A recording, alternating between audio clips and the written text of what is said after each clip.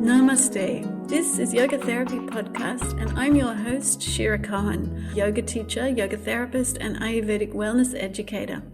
In these conversations with experts in the field of yoga therapy, you'll find out what it is and how it can help you and your loved ones to reclaim well-being.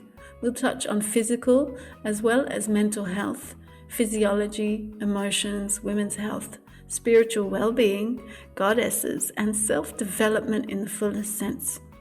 Listening to another story can change ours, so thank you for showing up, and let's begin this journey together. So hello everyone. Today we are joined by this passionate woman that I heard speaking on another podcast, Psychoanalysis, and she was talking about her book, Sacred Disobedience. This is Sharon Coggan, so she's my family. She's another Cohen, and she was a professor of religious studies. I graduated from the University of Denver. From there, I went on to Harvard Divinity School, got the Master of Theological Studies, MTS from Harvard. Then I went on to Stanford University and earned the MA in Religious Studies and finished up at Syracuse with a PhD in Religious Studies. So as I better know something by now. Yeah. Well, I'll just leave it as you introduce yourself, because that's a huge thing I won't be able to remember. Okay. Thank you for that. So I'm so excited that you're here. I can't believe that you came onto my podcast. You were also very enthusiastic to be on. So welcome. And yes, let's talk about the goddesses and why it's important. So when I heard you speak about sacred disobedience, and my writing about the goddess has made me realize that I think the fundamental issues we're seeing in society today are due to the lack of reverence, worship, seeing that there is something bigger going on that we cannot find in scientific searches. Yeah.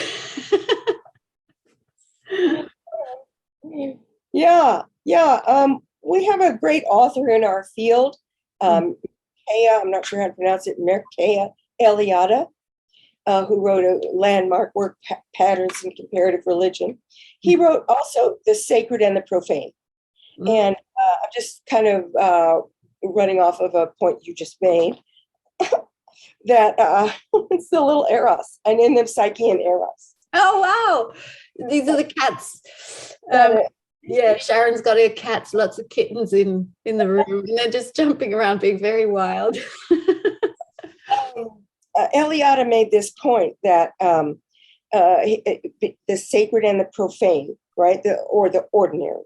And he makes this point about traditional societies and our modern culture. Indigenous society, we always mark the boundary, which is called the temenos, when we pass from the ordinary into the extraordinary, or from the profane into the sacred. Mark that, see where that is, where did you put the boundary into the sacred? And he points out that in most indigenous societies around the world, they never leave the sacred. They never pass a boundary into the profane, the ordinary, because everything is sacred. Yeah. And in our culture, our modern culture, even though we have religion, people go to church, we have effectively never left the profane. Lost the sacred. So we never pass over into the real sacred. We live in the profane all the time. And even our religions have been reduced to profanity. Yes. Profanity comes from profane. Religions have been reduced to a set of principles that the adherent has to accept, or else they're in big trouble if they don't. And it's not experiential so much anymore. I don't mean to make an absolute statement. Many times people are going to church and they are entering into the sacred, very, very much so. But the culture at large, has lost the sense of the sacred. Eliade argues. Wow, that's a good tip. Thank you. Yes, and even me, in yoga, we also have some devotional aspect, and you don't have to. When I entered yoga, it was only for, well, it was also to seek something spiritual, but I did mainly the physical practice. But after a while, you start to do the practice with more and more devotion, and you come to this point of sacredness. And the last few years, even prior to COVID, I was trying to secularize my yoga practice or my yoga teaching, because it almost felt not dangerous, but like we shouldn't go there. We shouldn't speak about the divine. Untouched, ineffable, too sacred. Yes. And like people have some aversion or fear to even go there. So that's why I wanted to speak to you and listen to someone who knows a lot about this whole history and story and the goddess. Thank you. Yeah. The term in the Native American Sioux language, and I don't know the Native American term, but the word for religion, what is the word for religion in different languages? In their language, an indigenous people, their word for religion is, translates to walking in a sacred manner, meaning every step you're walking in a sacred manner, and that's your, meaning your life. You never leave the sacred. Wow, that's beautiful. Yes, you never enter the sacred. But we're trying to recover a sense of the sacred, absolutely. Yeah.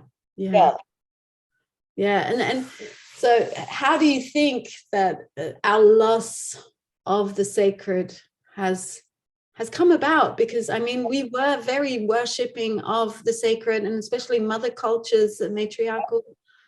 Right, at a certain point in time, and you could trace it in Christianity to their church fathers. The beginning, the first 400 years, where they took the core essence of the experience of the divine and made a set of principles and beliefs, and everybody has to believe it. That takes it out of the daily life into the rational. Now, religion just becomes you believe this or else. And in Judaism, ages ago, the religion gets to be, especially in rabbinic Judaism, founded on a whole lot of actions and practices you have to do or else, and you lose the sense of. I read somewhere 600 rules they had. 113. Yes. A lot of rules, and then you don't live anymore. You're just always in your head. Just wake up and start praying and start doing it all. Beginning of the day to the end of the day, they have rituals to do, and you've lost, live, and then the Sabbath, to be ready for the Sabbath every week is so much, trouble. And then it's the Sabbath, now let's relax, but you sense of the sacred and the Sabbath being the bride of God and all of that. It's, we've lost that sense of the sacred. Yes. Yeah. And why is then myth and symbolism and belief in a bigger existence so important to social life? Because of that. Because our modern culture is like starving, thirsting for experience, for profound experience, and for the sacred. We know we've lost it. Myth is our word in Jungian thought. Now, I should just say my background that I am Jungian. Carl Jung was a Swiss psychoanalyst who worked with Freud, was a protege of Freud's for a few years. Sorry, my cats are really lively today. Then they'll fall asleep. Thirsting for a profound experience. Okay. Because we've just lost it. Everything is, even when someone goes to church or synagogue or the mosque, you're sitting back here, you're like an audience, and then you stand up and pray and sit down and this and that. You can go up and get communion, or for Jews, you can go up and read from the Torah. Now you're entering into that realm of the sacred. But it's an observation. It's a spectator phenomenon. Yes. Where what religion is supposed to do traditionally throughout the world through history is to give you the experience, to put you in the experience. The Eastern methods haven't lost this nearly as much as the West has. Because when you're doing your yoga, for instance, in your yoga classes and everything, you don't just lecture and your yoga students just sit there and take notes and write it down and know what you're saying. It's not just principles. No, you have them, now you're going to move into, now you, quiet your thoughts and concentrate on your breathing. It's experiential. Yes. What's so much lacking in the Western world. Yeah. We're craving the experience of the numinous. The numinous term used, it's out of the Latin, used by Jung quite a lot. The extraordinary, the awesome, the amazing, the thing that sends the chill down your spine. That's what religion is supposed to provide, not a bunch of principles to follow and believe. Yeah, that's so important. And I think that's what's happening now is we're so in our heads, and also even the information because of the screens and this COVID, sorry, I'm not going to say the word, but the regulations around COVID have created even more distances and have made us even more in our heads, because now we're using these screens to connect and speak, and we're trying to get our education on screen. So the experience is being taken away more and more. Right. So there's a kind of subfield within religious studies we would term mysticism. And I do a class in mysticism. And Thomas Aquinas first called mysticism sapiente, knowledge of God, via experientialis, knowledge of God through direct experience.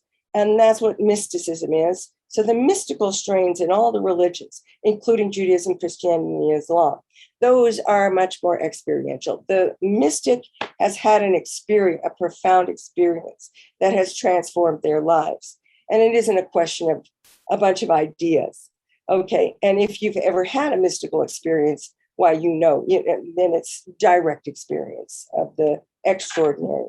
And that's what religion is supposed to be all along. So when I lecture on this, I do world religions and so on. I say that all forms of Hinduism, Buddhism, and Taoism in China are mystical in nature because it focuses on direct experience.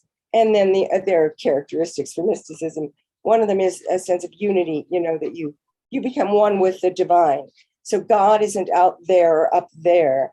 God is, or the divine is infused throughout you. The individual. You may know this. I don't know. You may know this, that in Sanskrit, the word yoga, do you have to know what it means in Sanskrit? Yes. To yoke, to unite. No, to unite with the Godhead. Yeah. I've heard this funny line that in the East, where they invented it, they do yoga to unify with Godhead. In the West, they do yoga to get a nice ass. As an exercise or to calm down. Yeah. But I love this explanation that the mystical is the experience of the divine within us. Thank you for that. I never thought about it like that. But yeah, I know what you mean. And I had a big aversion to teaching yoga in sports schools because of this nice ass analogy. But due to the COVID regulations, my whole business just crashed, crumbled. And then I thought I just have to, hire myself out. And what I'm doing is I'm teaching the deeper principles of yoga to these people. And we're going within, and they love it. They're so happy, and I'm happy that people, even in a sports school, are actually looking for more depth and more understanding and connection. Yeah, so it's actually been it's a blessing, I think, because I was not accessing certain people because of this. That's right. You're the teacher. You get them past their notion that I'm doing this to get a nice ass. Yes. Muscles are learn to relax. It's much deeper. Yeah, but I think people are much deeper too, because I ask people, so why do you come to yoga class?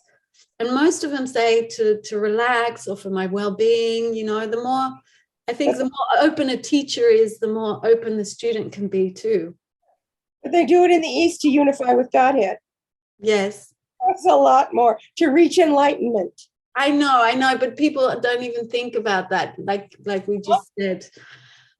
When did cultures stop worshiping the divine? It was before Judaism already? There's a goddess tradition embedded in ancient Judaism. Oops. Yeah. And it's in the Bible.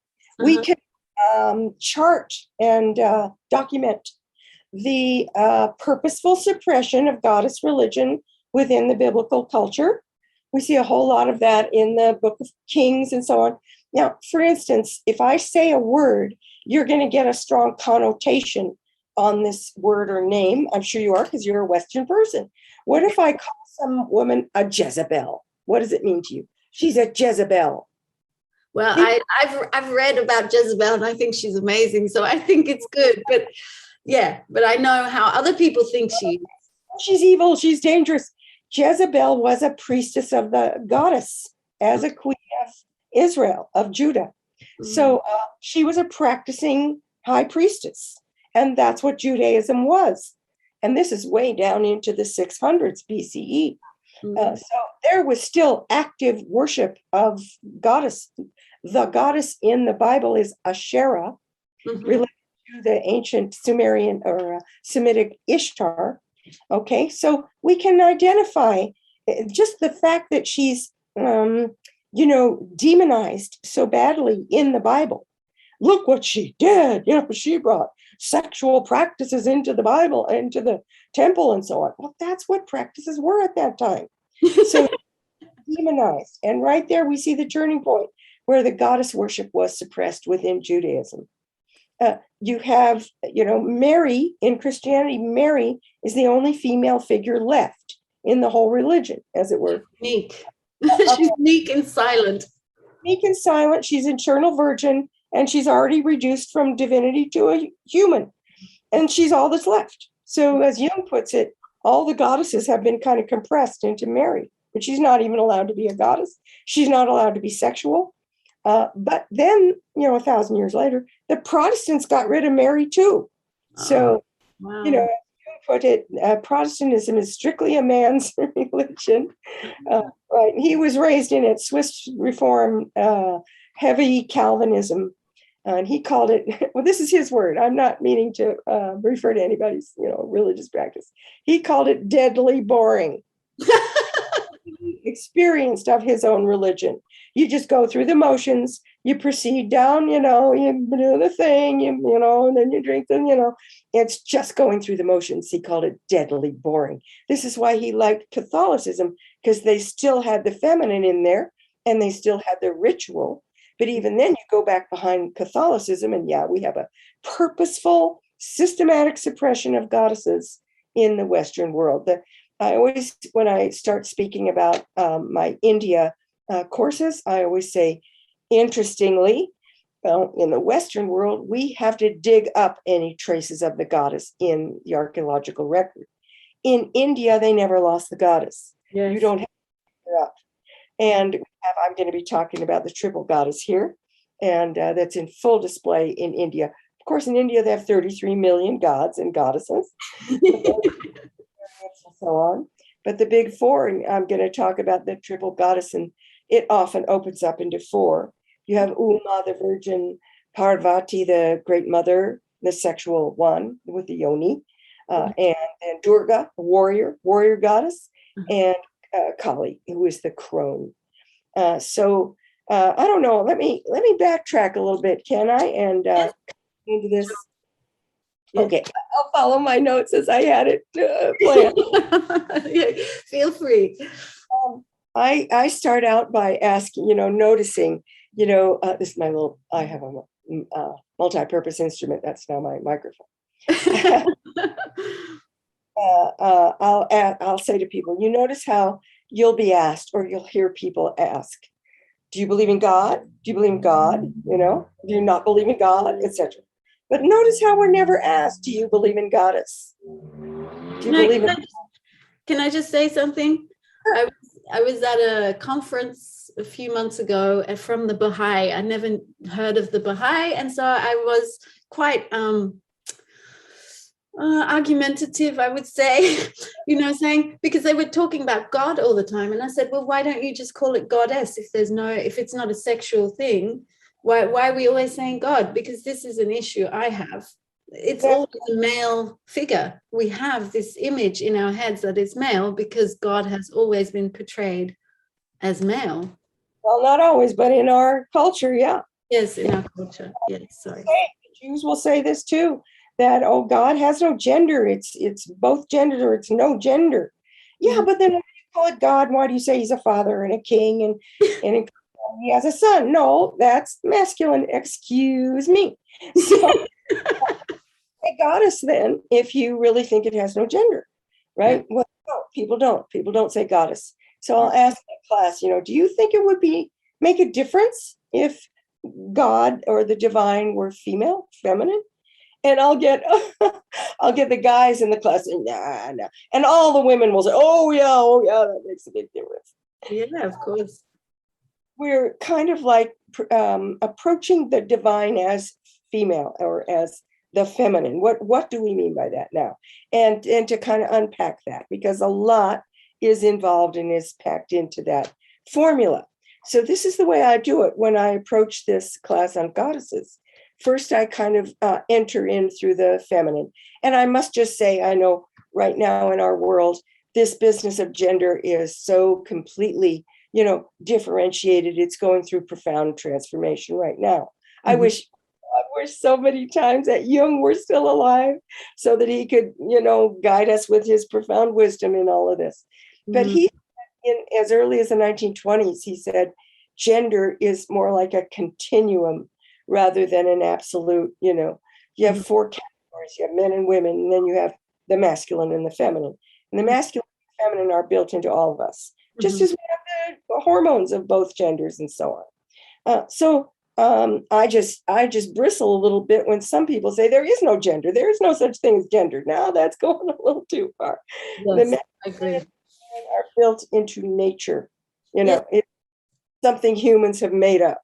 Yeah, but even if you don't have gender, you don't have life. Life exists because of opposites. You need that male energy. And like you were just saying before about one of the religions being dead is because there's no life, there's no emotion, there's no passion, there's no sex. It's so important to life. Killed off sexuality. That's part of what I write about in my book, Sacred Disobedience. This is why we are, choking on a sick, diseased sexuality in the Western world. And it isn't just Catholic priests who fondle boys in church, No, it's in our psyche. Yeah. We have a debased, degraded, ugly sexuality in 1,000 ways, from pedophilia to human trafficking to prostitution to pornography. This is all a sick, twisted sexuality. Why? Jung thinks everything in the unconscious, everything in the human experience wants to be expressed, wants to come out and express itself. Yes. And if you express anything at all, it doesn't go away like you think it does. It just, his word is inflates, gets much stronger, much bigger, and it distorts, into a monster. Right. So we have a distorted, sick, diseased sexuality because we repressed it for at least 2,000 years. Yeah. Yeah. Yeah. Well, when I enter into this, then, if we're going to think about the divine as female, what do we mean? And what does it, lead to, and what does it matter? So I look at, first of all, I'm kind of opening up this category of the feminine. And we work a lot in Jungian thought with words and word origins. There's symbolism embedded in the words and so on. So I found there are a number of, so our word is fee, female. And I've researched that. It comes from the Indo-European root in Sanskrit. It's dhi, D-H-I, dhi. That correlates in the Western, in the European side, to fee. Fee, F-E or F-O-E. Fee, fe, fee. That is the female. That's what we are, girlfriend. Okay. All right. Fifi. Fee, all of these words are fee words. So these are all going to be related and related to the feminine experience. Okay. Fee or the fairies. Mm. Notice how, the old degrading word for a gay man is fairy. Fairy. Yes. We don't mean that in a disparaging sense, anybody who's listening. Fee, fae, fairy, fate. So the fays in the Druid religion of Northwest Europe, Morgan, these are the fees. So the fairies are little spirits like the nymphs of ancient Greece who live in nature. There's a fee or a fairy in every stream or tree or brook and so on, every rock, every special rock. Even our word fate, we think, comes from this fae root. So here are some of our fee words, all related. Female, fertile, fertile, fertility, fetus. Yes. Fetus is the result. Yes. You get and the result is a fetus. Beautiful. Fecund, fecundity. Yes. Feral is a fee word, wild, feral. Feline, and I have a few. See, they fell asleep already. Feline. So the cat is something female about it.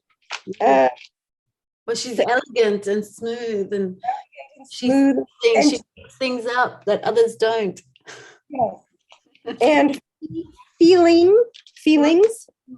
Interesting. This is really great. It's cool. And then fetid, a fetid odor. That's a fee word. And here are the two sides of the goddess in these two fee words: ferocious or ferocity, and felicitous or yes. So the ancient goddess had two sides: life-giving, birth-giving, and she was a war goddess. Yeah. Aphrodite was a war goddess.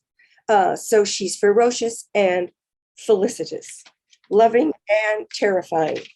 Felix, Philios, which means son, feeble, filial, which is like filial piety. Okay, I think that's most of my fee words. Yeah, but that's already like, you could go on and see these things and realize, wow, yes, there's a connection. Okay, so that's the complex, all of those qualities. Then we notice I'm speaking about symbolism now, and I'm talking about world religion and world mythology. So often, notice how often the woman, first of all, what's so obvious do I need to say it? What's so amazing is that we can give birth with our bodies. Oh my God.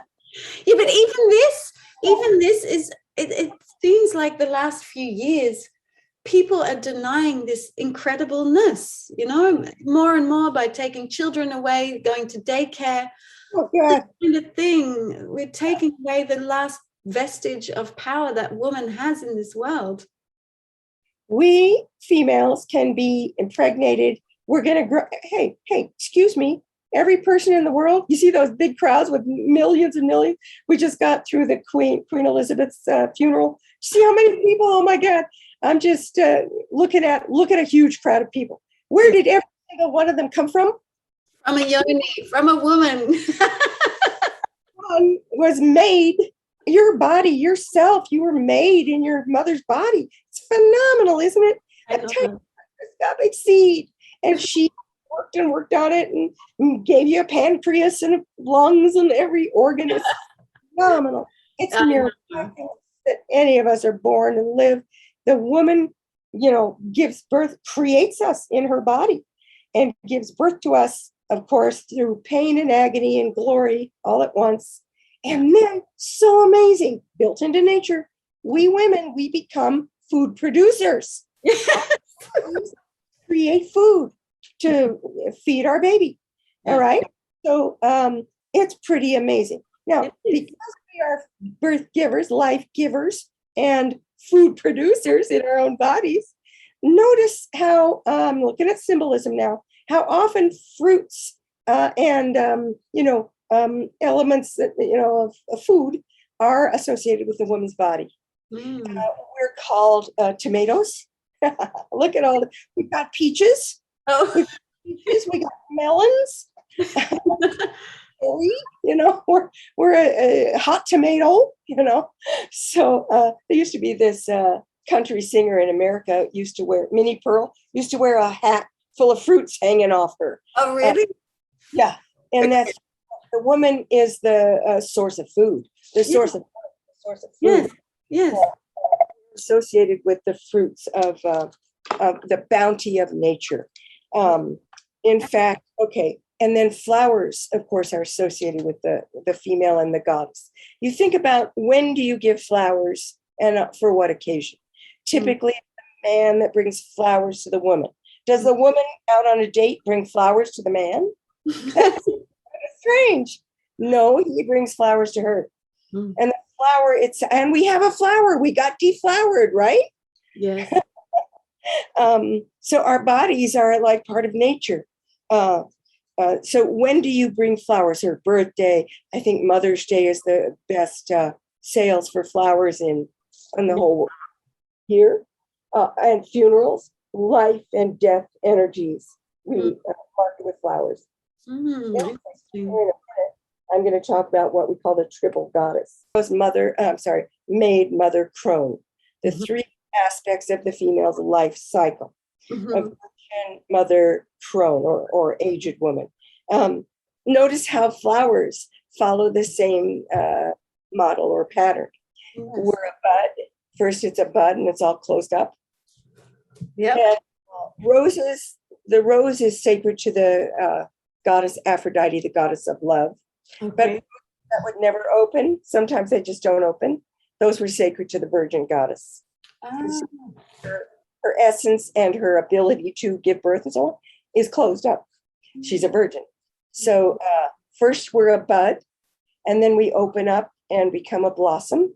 And that's when the bee can, buzz around and spread the seed, the pollinator, right? And we're talking about a cycle through the year. So we're a bud in springtime. We're starting to open up into a blossom in summer. It takes all summer for the plant to grow a fruit, because you don't eat the flower, you eat the fruit. Fruit is associated with the great mother phase. She's putting a product that anyone can eat. She's sustaining life after she gave birth to life. Constantly, yes. The flower will wither and die. Withered flowers then are sacred to the crone goddess. As you go, this is just so fascinating. I just am struck by a certain image right here. Once, we've studied symbolism. I've studied symbolism for many years. I can tell certain things about people. They didn't tell me. I just see it because of the symbolism of things they draw around themselves. See, I've got cats, not dogs. That's going to be a different thing. I once visited a friend, a young woman, and I was amazed in her home. She had dead flowers everywhere. Oh, wow. Everywhere. Beautiful, withered, dead flowers. I took one look at that and I know what type she is. Yeah. Ask her. And of course it was right. She's a crone woman. Yeah. And just ask her, are you interested in this? Are you curious about that? And she said, how'd you know so much about me? Because I read this. So it's really quite fascinating. Yeah. Should I just proceed? Yes, okay. Go into these three goddesses. Okay. Let's see. Before I hit the triple goddess, I've alluded to it. There's a great Jungian scholar. Well, this was Esther Harding, Jungian scholar, who noted, of course, we've had our fabulous women's liberation of the 60s and 70s. So we women can do any job. We can be astronaut and doctor and lawyer and everything else, and we maybe a lot of feminists have kind of eschewed the traditional roles of the female. But if you look at these traditional roles really closely, it's really so interesting. As Esther Harding points out, what's called traditional women's work, just look at it more closely. Here, I've got a list of women's work: sewing, cooking, cleaning, secretary, nurse, teacher, childbearing, childcare, tending the hearth fires, tending the well, which was so-called the Virgin's Well. Women's work, right? We say, oh, we're past all that. I'm not staying home and cooking and cleaning. Are you kidding? Well, really interesting what Esther Harding pointed out. Look at what all those jobs are. Yes. They are all a version of taking the raw material from nature and transforming it into something. Yeah, because something else, as you were saying all those things, something else was in my mind. It was like, hang on, but these are the things that bring things together. These are all the aspects where we unite things. And it's more humble, but yes, it's also going back to the roots. You know? And we've thrown that away as if it's worthless. Yeah, it's, don't make me sit home and iron. Interesting. But when you look at it closely, these are all forms of acts of transformation of raw energy. And that's just what our body does as females. When we receive the man's seed, I mean, all he did, he had a good old time. He had a great old time. And then, and then it's 9 months of discomfort for us. And then a lifetime of worrying about the kid. Right? Same thing I'm talking about here. We took the seed, raw material, and our body did a magic on it and transformed it and created a whole person. So cooking, the man, I'm talking traditional culture now. The man, goes hunting and he comes home and he slams the deer carcass down on the table. Are you going to eat that? Are you going to sit with the family and eat the deer now? The woman has to undo it, and make it into something, digestible. Stew or steak. See? Sewing. The raw material, I have to act it out here. I'm pulling the cotton off the plant. The raw material produces this puff of cotton. Well, do you just wear that? You just put cotton on?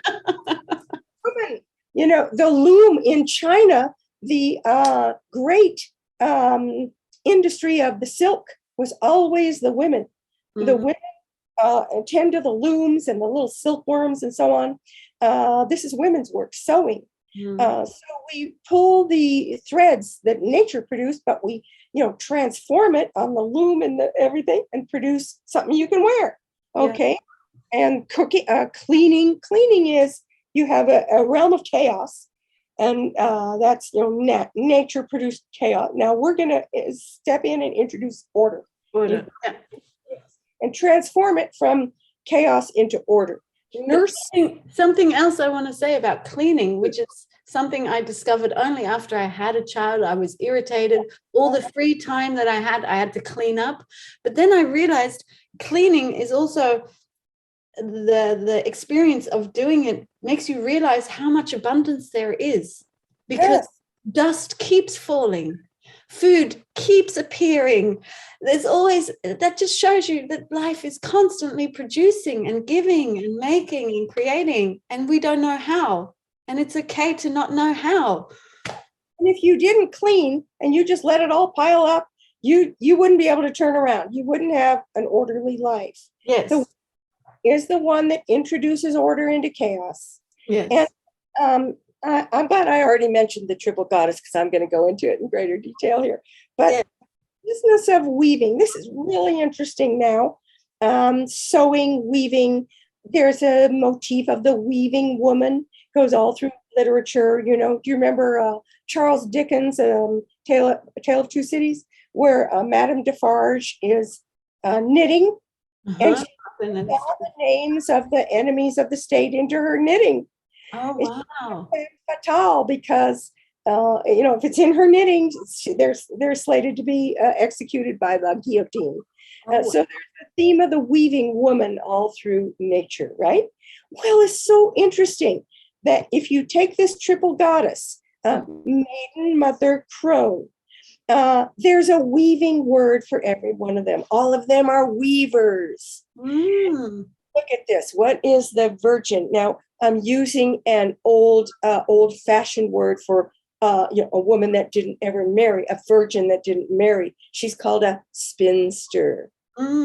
Yes. And then if she does marry, she's called a wife. Is a word that comes from this root, wife. And then when she's old and she's lost her husband, she's a widow. Yeah. Wife, widow come from the same root. The root weave, web, wedding. Wow. Wife, weaver.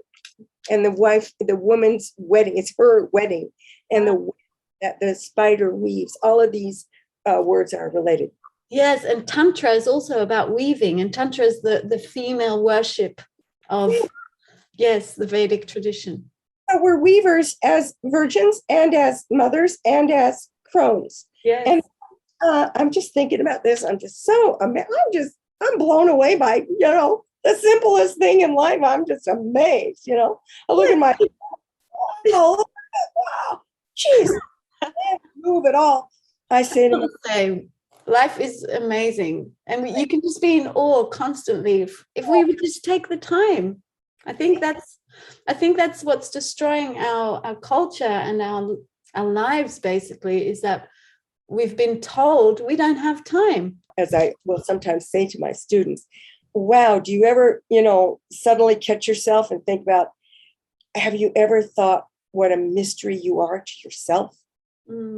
You're a great mystery walking around. Wow, life energy, what made us? Wow, it's just phenomenal that we live it all, And when I think about it, people react when you say this. Is it like an insight for them, or are they in agreement with you, or they look in awe? Yeah, wow, I'm a mystery to myself. Wow. Step out of the ordinary, even in your own body, and realize how extraordinary it is. Body to be, protoplasm, cells, and look at us. Wow, we create poetry and get to the moon and everything. Wow, amazing what we are as living beings. Yes. So I thought about this business that all three of the goddess types are weavers. And then, back to our earlier conversation about how our bodies create new life, and every one of us came from the molecular level when fertilization happens. Okay, here's the egg cell, and that's all of us was, you were an egg cell and you were a sperm cell. So it's your sperm site, your sperm self, and your egg self. Here's your egg, just floating on down. She's calm, she's in her own place. And here come these sperm guys, and they're frenetic and wild, they're buzzing all around her with crazy energy, and she's just calm. And it is not the case that the first one that swims to her and gets to her fertilizes. They're buzzing all around. And sometimes it's this little guy way back here. She waits till he pushes his little head through, and she's got to weaken the cell wall and lets it come in. Yeah, because it's not just, I've heard this as well. Yes, and it's so interesting. He chooses, isn't that amazing? And then she lets him in, and she hardens the cell wall, and she puts out a pulsing to all the others. Yeah. But once she got that little sperm guy inside her cell, much bigger cell, she dismembers him. Wow. Look at your face. The chromosomes, and she sews them up together with hers. Weaving. Yes. And then every one cell, first there's one, then there's two, and then there's four. It's a sewing process. Yeah. Our were sewn by our mother. So it's really phenomenal that all the goddesses should show up as weavers.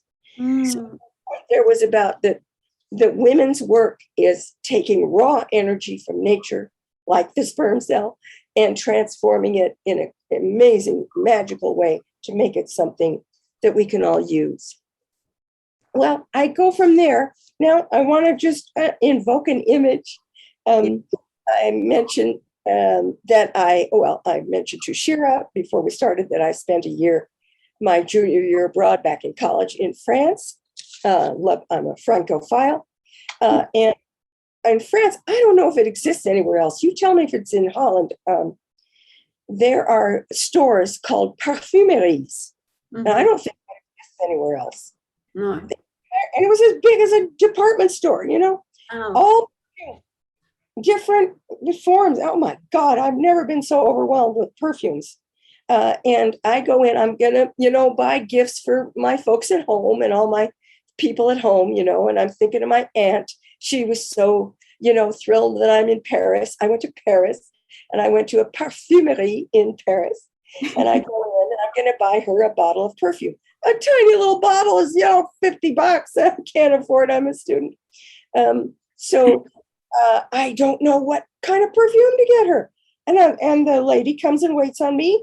And I ask, well, I'm looking for a perfume, can you help me for my aunt? She says, now here's the line that I always remembered. She says to me, well, what kind of woman is she? What kind of woman is she to choose the right perfume? Yeah. Wow. And I didn't know how to say, all en français, of course. Mm-hmm. I didn't know how to stand there and say, well, let's see. She's a mean, nasty, vicious old bitch. What she was. I couldn't just say that, So I had to dream up in French some nice way to say she's a bitch. I know what type that is. But I didn't at the time because I hadn't studied all this. And she says, oh, she's a pungent, so she helped me find a perfume for a nasty, mean, vicious old bitch. Perfume for her too. Now I know that's the Hecatean goddess. That's Kali. Kali is a nasty, vicious, devouring old bitch. And as you know, I'm sure she happens to be the most popular goddess of all India. Yes. Especially in the south. Yeah. Kali Kutra, especially in the south. Okay, so what kind of woman is she? That's our entry point then into differentiating the goddesses and the female types. Mm. So let's see, we move from that into these types. Now, I think I had mentioned to Shira, our host, this wonderful schema that Tony Wolfe had developed. Yes. Okay. Great. Tony Wolfe's archetypal models of the feminine consciousness. She worked it out as a quaternity, as everything in Jungian thought is a quaternity. As a goddess will open up into a fourth so often. I'm going to give you examples. So she worked it out this way as a quaternity. The mother, these are the types now of woman. When we ask, what type of woman is she? Mm-hmm. And you all hearing this, you're to ask yourself, well, what type of woman are you? And the ones you know and love. And then, of course, the men in Jungian thought, every man has an inner female, the anima. So every man can ask himself, what is the inner woman in me? What is her type? Okay. So Tony Wolfe, who was more than a colleague of Jung's, she was his lover for decades. And the wife knew all about it. They just had that worked fine for them. So Tony Wolfe was one of the closest people to Carl Jung that he ever knew. And this is all from an unpublished papers, Structural Forms of the Feminine Consciousness, that Tony Wolfe wrote. And her schema was, whichever one you are, you might put it on top. It doesn't matter. The mother doesn't have to be on top. This pole going vertical is the dependent pole. Although that word has connotations these days, we'd say relational pole, relationship pole. Mother, some women are going to be motherly. They're going to be the great mother. And that comes naturally to them. And they're going to mother everyone. They even mother their husband, My mother was one of them. You'll know these types. You'll recognize them in women, in people you know.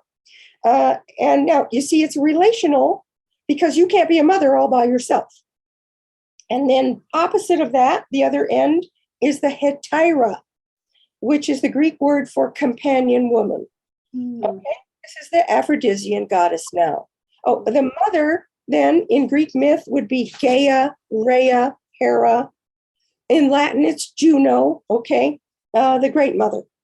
Gaia is our original, out of which we derive all our words like geology and geography, all come from the name Gaia. And what about if we're talking about Hindu goddesses? That would be Parvati. And all her 33 million variations. She's the one with see, in Indian thought, the mother and the lover are merged in Parvati. Now the Hetaira then, in Greek, that's Aphrodite. In the Latin, it's Venus. That's the love goddess. Now she's a lover. So she's more focused and fascinated and drawn to the man, to the relationship with the man, the lover. And she'll treat her children like lovers. Oh, wow. Real loving with them. Okay, so that's the Hetaira or companion woman or the Venusian goddess. And then the independent pole goes horizontal. What about the Hindu goddesses, Lalita, for example? And it's Parvati is the lover. She has the yoni. It's the both mother and lover. Lover. Okay. And then so then the independent pole going horizontally is on one end, as Tony Wolfe put it, the Amazon woman. This is the virgin type. And there are actually 3 different types of virgins in Greek myth. In Indian myth, that's Uma, the virgin. And actually, Durga is a warrior. So she fits on the Amazon pole as well, because she's a warrior goddess. In Greece, there are 3 different types of virgins. And the word virgin didn't just mean an intact girl that hadn't had sex yet. It means in Greek, one unto herself. Yes. In yoga, we also have one of the steps of the niyamas, or the yamas, I believe, is brahmacharya, which is often translated as celibacy. But if you think a little deeper, it's about integrity, keeping yourself to yourself, keeping your energy for you within. Yeah. And just like the womb is an enclosed circle before it's ever been penetrated by the man, right? And then it's broken and open. But a virgin then is one unto herself, independent. Even Gaia was called a virgin because she doesn't have a husband exactly. Everything is her child. Everything that exists is the child of the great mother. But she is virginal, that is one unto herself. So the Amazon woman in Greek myth, there are 3 different distinctive types of virgin. There's Artemis, the classic virgin goddess. She prefers the wild. She prefers the company of animals to humans. She never marries. She's the sister of Apollo, the moon goddess, right? It's so great that the patriarchal culture that we're living in finally noticed that moon shot. We're going back to the moon dress here. And they're finally going to call it the Artemis mission because they called the moon missions Apollo missions. That's her brother. That's the sun. Yeah. So stupid. Finally, they noticed the moon goddess. Oh, wow. Moon is always female in most cultures. It's associated with all these words: moon, month, menses, menopause, all comes from moon. So the moon goddess is Artemis, who's untouchable because she has no relation with the man other than her brother. Yes. Then Athena is a virgin goddess, and her temple was on Mount, the Acropolis in Athens.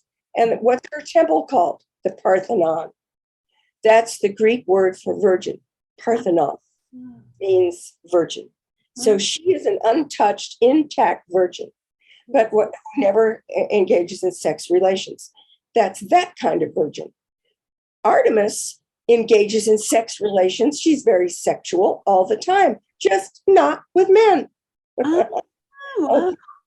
So interesting. I mean, what do we call that today? What's our term for that? Lesbian. Where did we call that term? From an island in Greece. So yes. there was an orgiastic cult dedicated to the goddess, the virgin goddess Artemis. Wow, that's interesting. Only open to women. An orgiastic cult of the goddess only open to women. Follow it through. So that's why we call it lesbian from Lesbos. Beautiful. Which is leading me to my little joke about what is a lesbian man. And they just think of that, can't get it. They never, lesbian man. A guy from Lesbos, that's all. You go to Lesbos, they're all lesbian. It's lesbian streets and lesbian post office. Everything's lesbian. It's Lesbos. That's where we get that term. From the goddess Artemis, to whom female lovers were sacred. But then Athena is a very different goddess. Yes. Athena is not interested in sex at all. And there's some women that are going to be like that. They're non-sexual, asexual. What Athena is more interested in is justice, fighting for the downtrodden. She's the goddess of democracy. She's called that. Invented democracy. She's the goddess of the state, of the city.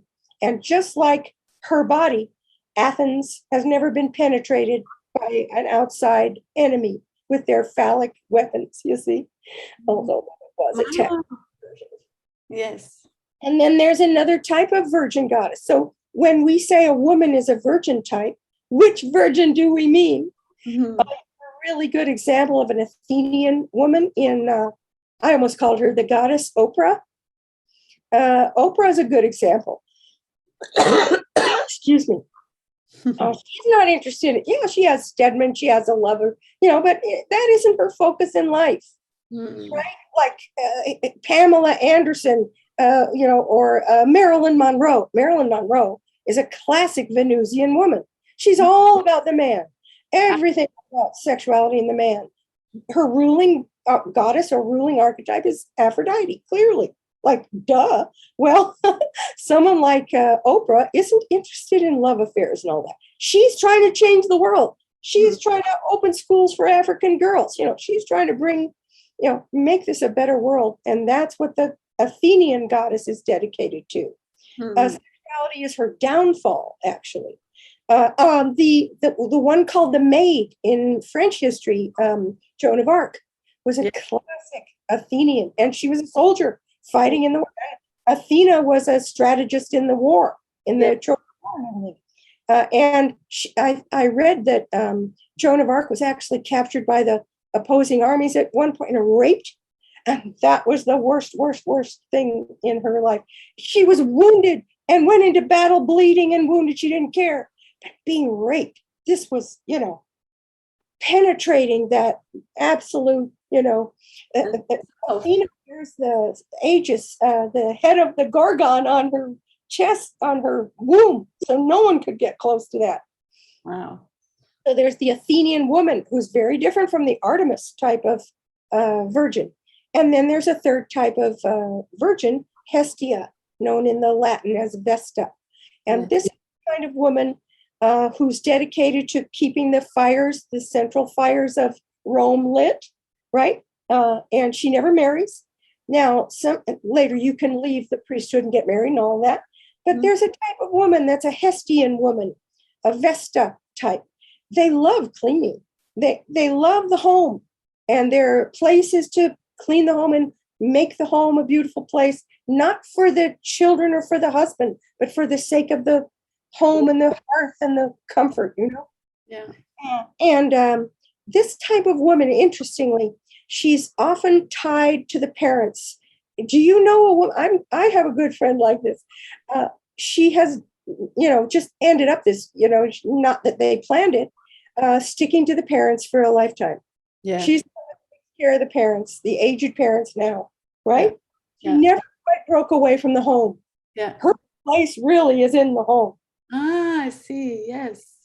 The masculine, the patriarchal culture has tried, until we had a revolution, to make all of us women into mothers and hetaira, into sexy women to allure the man. And then as soon as you've got him, you better stop being a sexy Venus. Yeah. Turn to a mother, So we've only been allowed to be certain of these archetypes. Yes. other side, this is independent. The Amazon is the independent woman, the warrior woman, or the wild women who run with wolves, you know? Yeah. The one that's more at home in nature than in society. And then Hestia or Vesta, who's at home in the home. Then the opposite, see, they don't need a man. Mm-hmm. When we had the women's revolution, I'm thinking of Gloria Steinem, for instance, who was one who originally said way back when, a woman doesn't need a man to feel, or children to feel fulfilled. No. Well, she was talking like a good Athena. She didn't need a man. That kind of woman does not need a man. But the Hetira sure does. The Great Mother sure needs the children, you see? Yeah. So the revolution, the women's movement was all about this pole, the Amazon pole, finally coming into its own, expressing itself. So it includes the more traditional pole of mother and lover. Now the other side of the Amazon, of the independent line, is the medial woman or the crone. This is the medium, the gypsy woman who will go into trance and, read the wise woman. She's called the wise old woman. The goddess there is Hecate, or in Indian, it's Kali. And this is the crone. She revels in disease and she gives her gifts of disease and death to all the world. You may think, what do you mean, a gift of disease and death? So then I'll ask the students, well, where would we be in this world without death? Yeah, we wouldn't appreciate anything. But like you said about cleaning, if you just never cleaned, everything wouldn't pile up, without death. Why, we'd be so overcrowded, we couldn't even turn around. And by the way, there's a Star Trek episode about exactly that. All truth will eventually show up on Star Trek if you just watch long enough. Really? I've never watched it. all archetypal. So there's an episode in the original series where they land on a planet where death and disease have been all completely overcome. And they don't believe in birth control. So the planet is agony, it's hell on earth. Because every person has no space. They're all packed in. Of course. All right. No one can die anymore. So, but we overcame death. It's a hell. Yeah. Captain Kirk has a disease and they get it from him and they give a young person the disease and she gets sick and dies. Oh, wow. And they think it's the greatest gift we've ever had, Now, so the dark goddess, as she's called, gives her gifts of disease and death. Yeah, and it's true. It's so necessary. That's one reason I was a bit averse to the COVID. We're going to kill this virus. It's like, if people are going to die from it, there is a reason for this disease, this virus to exist. We are overpopulated. I mean, there's a lot going on because of our population. So I don't see it as a real issue. Why are we trying to control nature all the time? Again, this is a control factor and a fear factor. Right. We don't value death. Don't embrace it. We try to with every last breath. Yeah, and we're even trying to move it out of our culture. We're not talking about it. We're not addressing it. We're not celebrating the person who died, because we should celebrate them. We shouldn't mourn them. That we should celebrate that they lived. Just as the goddess, she she cackles with no teeth in front. She's disease organisms, and she has a little pet doggy. Her pet doggy is the three-headed hound of hell. Oh, wow. And she says, "Pet my doggy on the heads." Have you seen a woman that's pulled by a powerful, mutt of a dog? There was the movie called Steel Magnolias. And we got a really good view there of the Shirley MacLaine figure with her dog, Weezer, that just pulled her. I guess she was called Weezer. Now, as I always tell my students, be sure, and I'm telling the podcast folks out there, everybody, be sure to always, wherever you go, carry with you 3 slabs of raw meat. 5 lizard. Why? And I'll look at the round. Did you forget your slabs of raw meat today in your back? Why? Because Hecate was called a nocturnal wanderer. You never know where she might show up or where you might run into the goddess. And you better be ready. If you see her coming up to you and she says, pet my doggy on the heads. Well, each head of Kerberos, the hound of hell, has a different disease. Oh, wow. And you've got to be ready with your slabs of meat. You throw each slab at each of the heads. Oh. I'm so sorry. That's okay. You okay? Do you need a drink? Yeah, I should get more. You got to have your live lizard, because the tail of the doggy is a snake. So you throw the lizard at the snake, and then each head is hungrily eating your meat you gave them. And then you can reach out and pet each head, pet her doggy on the heads. Wow. And if you ever do that, you get a magnificent gift from the goddess. A peaceful, happy death in old age. You just died in your sleep and you didn't suffer. What's the symbolism, of meat? What's the symbolism of the dogs and the lizard? I know. The hound of hell. You'd be surprised how many religions and cultural connections connect the dog to death. The dog leads into death. The dog buries bones in the ground. Yeah. Other animals do that. No. They bones. They're associated with death. Yes. And rebirth. Okay, so she's got the hound of hell. Now, you could either pet her doggy on the heads, or I'm giving you advice now. It's going out on the ethers and the podcast here. If you ever see the goddess, and this is one who wanders around in society, you see, you might mistake her for a homeless person or something, because all street wanderers who we would call homeless are sacred to the goddess, the dark goddess. This sounds like Matangi from the Hindu goddesses. She's also... There you go. See, they're variant. These are archetypes, so they're universal. So you can either put her doggy on the heads, or if you can ever do it, you can, if you can get close enough, if you can kiss. She's got many titles. All the goddesses have titles. She's called, are you ready? It's so great. She is called, one of her titles, the excrement-eating lover of garbage. Oh, wow. Because what does the earth do with excrement anyway? Yes. It decomposes it. It becomes compost. Yes. Compost. It's new life. New life comes out of death. Generation. So if you can get close enough to kiss the excrement-eating lover of garbage on the mouth, you get this wonderful gift of a happy death in old age. Yeah, and I think it's symbolic because Matangi also does this. It's symbolic of getting close enough to death, to illness, not to fear, craziness, and all the dark side of ourselves, the shadows. See? Yes. On Tony Wolf's schema, it's just a cross, if you can't see. Mother's on top and Hetaira's on the bottom, because that's relational pole. And then the independent pole, Amazon and Hecate and Medial, or the crone goddess.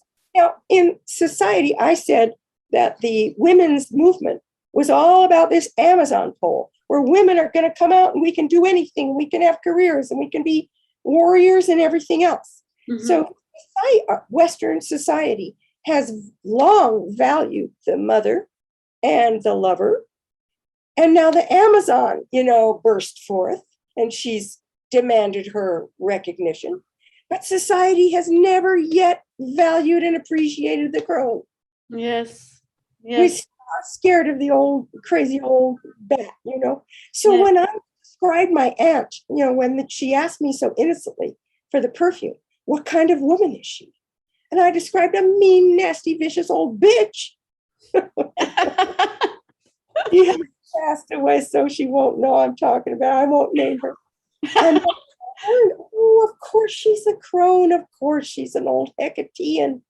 So if we can value and realize that she has her Tao as well, she has her reason for being and her important significance, we've got to appreciate and value that as well. Yes. It's a good idea that you showed this. I'm just thinking now I'm going to make Tony Wolf's What do you Okay. call it? Quadrant, and then add the Hindu goddesses to it as well, and put it on my website so people can download it. Excellent. Good. And then there were a couple of authors much later, I don't know, the 70s, who wanted to do the same schema for the men. What archetypes for the masculine? And this works on the same model. Relational pole, father, otherwise known as king, father, king, and that's Zeus. Okay, Zeus, of course, the great father. And he's protective. What kind of man is it? You know, certain men are just fatherly. They want to protect, they want to, you know, surround, and they're proud of their kids, right? And then the other type, the relational, is the companion man. Let's see, he's called the lover.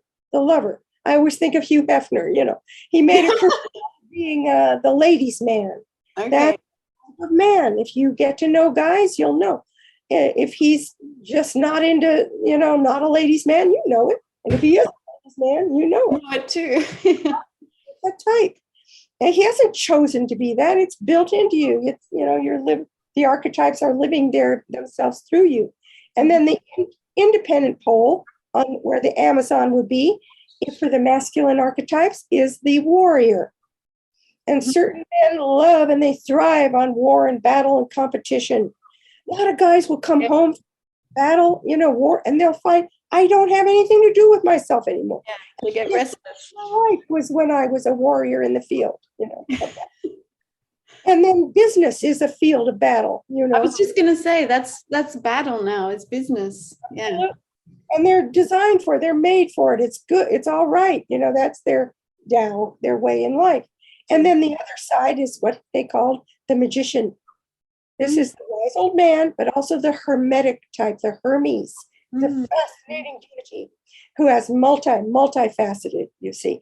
And he can, you know, love the woman too, but the woman isn't his main thing in life, you know. It's like Narayana. Sorry? There's one of the messenger gods in the Hindu pantheon. Yes. He's like this. And what's his? I thought it was Narayana, but then I thought, no, it's not him, because that's another name. Ganesha is a trickster. Ganesha is a trickster god. Okay, Ganesha. Transformation and so on, and there are a number of. Skanda. Kartikeya is the warrior. Yes, Kartikeya, Skanda. Yes. And Brahma is the creator and destroyer. Well, creator is the father. Yes. And really Vishnu, who sustains all the universe and loves all creatures, that's like the father. Yeah. Yeah. And Brahma is also called Prajapati, which is father. Yeah.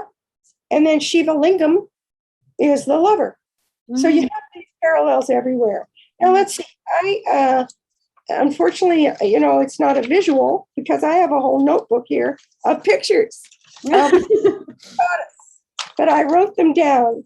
Notice how often. Now Jung is saying this is archetypal. This isn't made up. This is, you know, built into us.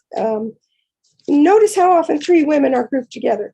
Even in ads, you'll start to be aware of noticing three women together in all kinds of ads.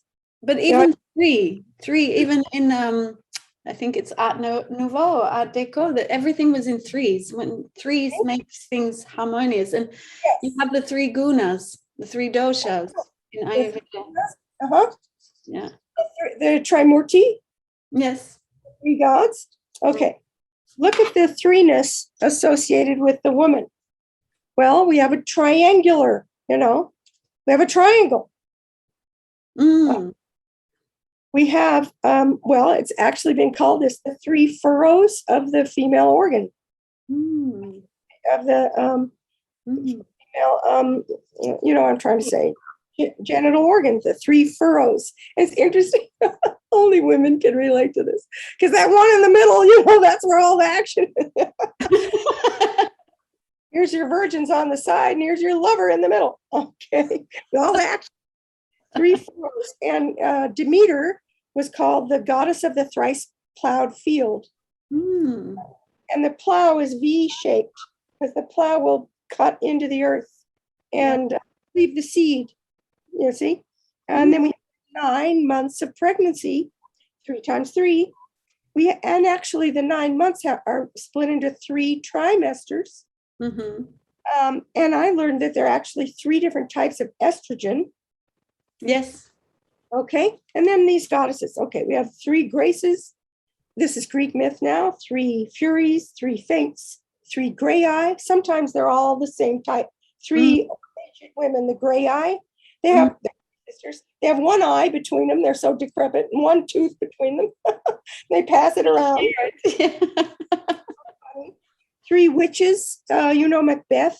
The 3 witches of Macbeth. The 9 muses. 3 and 3.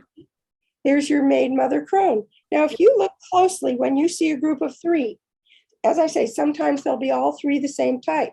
But if you look closely and just use your intuition, it isn't like you're always right. We're not trying to be always right. You'll sense that one is sort of more innocent looking, kind of more virginal or innocent, and one is always sexual. Typically, that's the blonde. So you have the brunette, the blonde, and the redhead. There's your 3 types. The brunette is the innocent one. The blonde is the sexual one.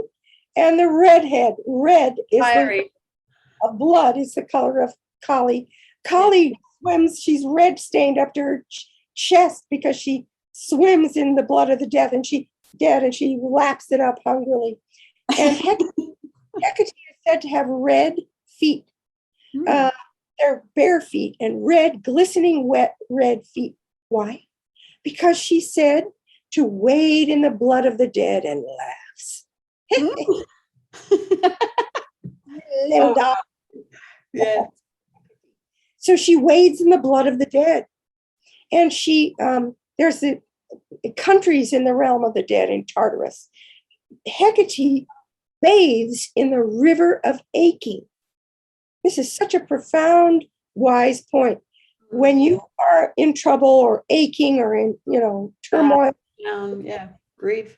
You're supposed to bathe in it. You're supposed to wallow in it. You're supposed to feel it. Yeah. No, take Prozac. Don't even, we can't deal with it. Our culture tries to avoid, push it under the rug all the time. Jung said, it's the biggest reason for all disease, whether that's mental or physical, is we can't deal with struggle. We're not allowed to struggle. We're not allowed to suffer. We're supposed to be happy. Someone said to me the other day, I met a young man who is an ambassador for God knows what, and he's biotech. And he was saying, yes, I want to find something that's going to make everyone happy. And I said, but that's going to be boring. Then there's no emotion. There's no life. What's the point in always being happy? You don't even know you're happy anymore because you're always happy. So what's it? And he was like so in disagreement. He couldn't get that suffering and sadness has a function. Of course it does, and it's part of life. Yes. It's not whole if we haven't incorporated it. Jung points out this word wholeness, which is the goal of the Jungian system, is etymologically related to the word health, healthy, whole, holistic, hologram. They all come from the same root. So in Jungian thought, what's healthy mentally and in the body is what's whole. Yeah. And how do you get to wholeness? By combining the opposites. Yes. And having them all present, not staying only in the middle of everything. In fact, this model, you're to find your type. And you might not be exactly on one, you're in the middle. You're partly this and partly that. But whatever type you are, you're supposed to make the tour and incorporate the opposite. Yeah. Incorporate into your life what is not natural to you to become whole. And then you become more accepting. I think this is another issue. We can't accept other people because they're so different to us. Yeah. Shouldn't we be able to at least comfort that or confront it within ourselves so we can welcome that in another person? That's right. And to accept, this is all a conversation we've been having for the last few minutes, is all about valuing and accepting that fourth pole, that bloody Hecatean crone that they love in India. They love Kali. You can't negate death. You can't negate suffering as we try to do. You're only going to repress it, and then it's just going to get more powerful and it'll burst out. So I comment about our world with these shootings all the time. Every time you turn around in the U.S., we have repressed the dark side, the shadow, for millennia. And that's why it's all out of shape and distorted. And we've got nothing but bursting out violence everywhere. That's because we don't embrace the violence and the dark side. Yeah. It's very dangerous to us all. But now back on my point about the triple goddess, as we call it, I've got these examples. Look at, I said, I started to say, look how often you'll see three women together. Look closely and you'll be able to see that brunette, blonde, and redhead. The red color is the color of the crone. Then I went into Hecate, who wades the blood of the dead. Now, if you see a woman who loves red shoes, and then around the classroom, I say, this one's in red. She'll blush. She said, you got my number. You've been describing me. Yeah. Excellent. Shoes is the symbol of Hecate wading in the blood of the dead. And I start to say she wades or she bathes in the river of aching, meaning when you're in trouble or turmoil, you got to bathe in it. It's going to cleanse itself. And if you try to avoid it and shut it down, you're only going to make it stronger and worse in your life. So that's one of her points of wisdom. Accept your suffering, wallow in it. When Jung would have patients suffering from depression, this is how he would treat them. He'd say, get really depressed, get more depressed. Get in there. Oh, in there, yes. Find the very bottom of that issue, feeling. Yes. Experience it all. And the opposite or the antidote to depression, he said, is expression. Yes, that's exactly what my book is about. How to express all of this in a way that's healthy, use it. There's energy behind it. Use that energy. Live it. Absolutely. God bless you. Goddess bless you. You're on to it.